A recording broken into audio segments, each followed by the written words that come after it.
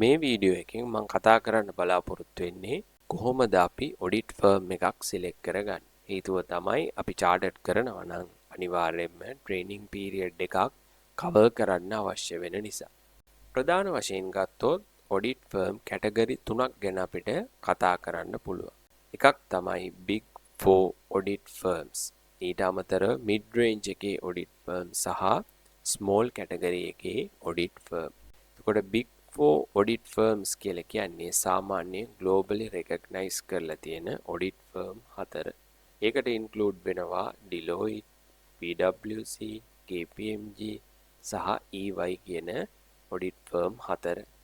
එතකොට අපි සිලෙක්ට් කරොත් මෙන්න මේ කැටගරි එකේ ඔඩිට් ෆර්ම් එකක් ගොඩක් වෙලාවට ලංකාවේ තියෙන টොප් කම්පැනිස් ඔක්කොම වගේ ඔඩිට් කරන්නේ මෙන්න මේ Big 4 ඔඩිට් ෆර්ම්ස් ටික. එතකොට මේ වගේ එකකට අපි ජොයින් වුණොත් අපිටත් ලොකු එක්ස්පීරියන්ස් එකක් ගැනීමේ හැකියාව තියෙනවා. ඒක අපේ අනාගතයේදී අපි යන මේ පාත් එකට ලොකු වැලියු ඇඩිෂන් එකක් වෙන්න පුළුවන්.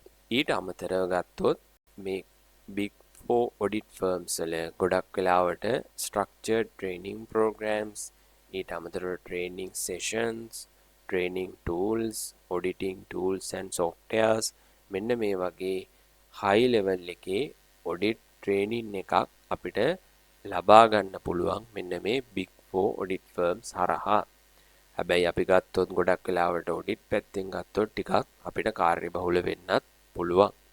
ඊළඟට අපි සෙකන්ඩ් කැටගරි එකට ආවොත් මිඩ් රේන්ජ් එකේ ඔඩිට් ෆර්ම්ස් වල ගොඩක් වෙලාවට මිඩ් රේන්ජ් කම්පැනිස්ලා තමයි ක්ලයන්ට්ස්ලා විදියට ඉන්නේ. එතකොට ඒ වගේ මිඩ් රේන්ජ් එකේ ඉන්න කම්පැනිස් වල ඔඩිට් වලට පාටිසිපේට් වුණොත් අපිට පුළුවන් ලොකු ඒරියා එකක් කවර් කරගන්න. උදාහරණයක් විදිහට ඔඩිට් වෙන්න පුළුවන්, ටැක්ස් වෙන්න පුළුවන්, accounts වෙන්න පුළුවන්, මේ වගේ හැම ඒරියා එකක්ම වගේ කවර් කරන්න පුළුවන්. ඊට අමතරව මේ මිඩ් රේන්ජ් එකේ ඔඩිට් ෆර්ම්ස් වල ගොඩක් වෙලාවට ලොකු ක්ලයන්ට්ස්ලා බලා ගන්න අඩු වෙන්න පුළුවන්. අන්තිම කැටගරි එක තමයි ස්මෝල් කැටගරි එක. අපි ගත්තොත් මේකේ ගොඩක් වෙලාවට ඉන්නේ පොඩි කම්පැනිස්. ඒ හින්දා අපිට මේ කම්පැනිස් වල වැඩ කරනකොට සහ ඔඩිට් ෆර්ම් එකේ වැඩ කරනකොට පාර්ට්නර්ත් එක්ක ගොඩක් ක්ලෝස්ලි වැඩ කරන්න හැකියාව තියෙනවා.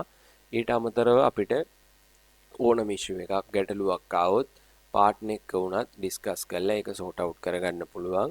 හැබැයි ගොඩක් වෙලාවට ස්මෝල් කැටගරි එකේ ඔඩිට් ෆර්ම් වල නම් large companies clientලා විදියට බලා ගැනීමේ හැකියාව නැති වෙන්න පුළුවන්.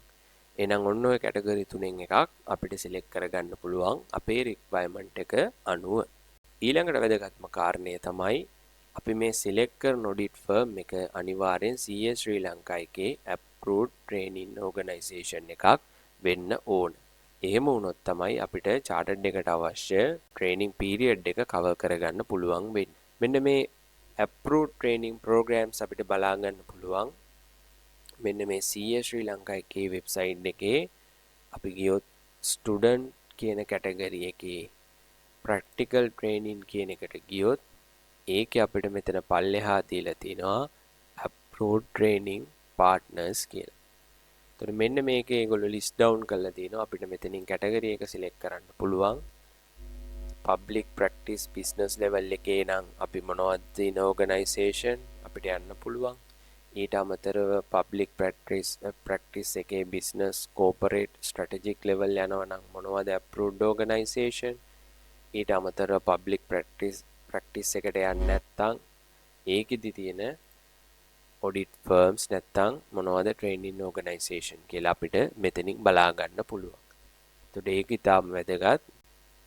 ඊළඟට අපිට බලන්න පුළුවන් අපි මේ සිලෙක්ට් කරන්න යන ඔඩිට් ෆර්ම් එකේ past trainees ලගේ feedback එක. ඒ කියන්නේ කලින් වැඩ කරපු කවුරු හරි ඉන්නවා නම් ඒගොල්ලන්ගෙන් අපිට feedback එකක් ගන්න පුළුවන් කොහොමද මේ organisation එකේ නැත්තම් මේ ඔඩිට් ෆර්ම් එකේ training එක හොඳයිද, අපිට experience එකක් ගන්න පුළුවන්ද, මොනවද අනේ training sessions තිබ්බේ, මේ වගේ feedback එකක් ඒගොල්ලන්ගෙන් ගන්න පුළුවන් කලින් වැඩ කරපු කවුරු හරි අපි දන්න ඉන්නවා නම්.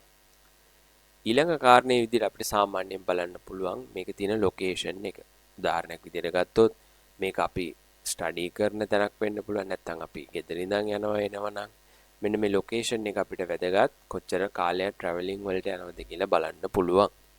එතකොට ගොඩක් වෙලාවට Big 4 audit firms ගත්තොත් ඒගොල්ලන්ගේ ගොඩක් වෙලාවට branches locate කරලා තියෙනවා. එතකොට ඒ වගේ branch එකක් වුණත් අපිට select කරන්න හැකියාව මෙතනදී තියෙනවා. ඊළඟට සාමාන්‍යයෙන් අපි audit firm එකකට යනවා නම් අපිට පොඩි allowance එකක් හම්බ වෙනවා. නමුත් මේ allowance එක කියන එක එච්චරම වැදගත් වෙන්නේ නැහැ. හේතුව අපි යන්නේ ට්‍රේනින් එකක් අරගෙන අපේ ෆියුචර් ඩිවලොප්මන්ට් එකක් වෙනුවෙන්. එහෙනම් අපි බලන්න ඕන ගොඩක්ම අපිට හම්බෙන එක්ස්පීරියන්ස් එක ගැන allowance එකට වඩා.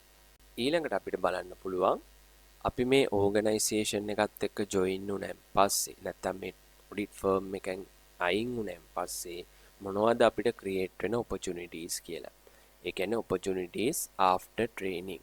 උදාහරණයක් විදිහට අපි ගත්තොත් අපි සිලෙක්ට් කරන ඔඩිට් ෆර්ම් එකෙන්ම අපිට ඊළඟට නෙක්ස්ට් ඔපචුනිටි එක හම්බෙන්න පුළුවන්.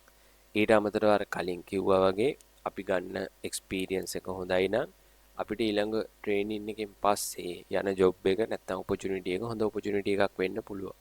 ඊට අමතරව අපිට මේක ඕනනම් චෙක් කරලා බලන්න පුළුවන්. අර කිව්වා වගේ කලින් මෙතන ඕගනයිසේෂන් එකේ ට්‍රේනින් එකේ පාටිසිපේට් වුණ අය දැන් කොහොමද මොන වගේ ඔපචුනිටිස්ද ක්‍රියේට් වෙලා තියෙන්නේ කියලා එයාගෙන්ම අහලා දැනගන්න පුළුවන්.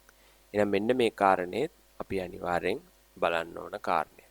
ඔන්න ඔය කාරණා ටික සලකා බලලා අපිට ෆයිනල් ඩිසිෂන් එකකට එන්න පුළුවන්. අපි යන්නේ Big 4 audit firm එකකද නැත්නම් mid range එකකද නැත්නම් small category එකේ firm එකකද? මෙන්න මේ category එක select කරලා අපේ target එකට යන්න පුළුවන් විදිහේ audit firm එකක් select කරගැනීමේ හැකියාව තියෙනවා. එහෙනම් අපි තවත් වීඩියෝ එකකින් හමු වෙමු. එතකන් channel එක subscribe කරලා තියාගන්න.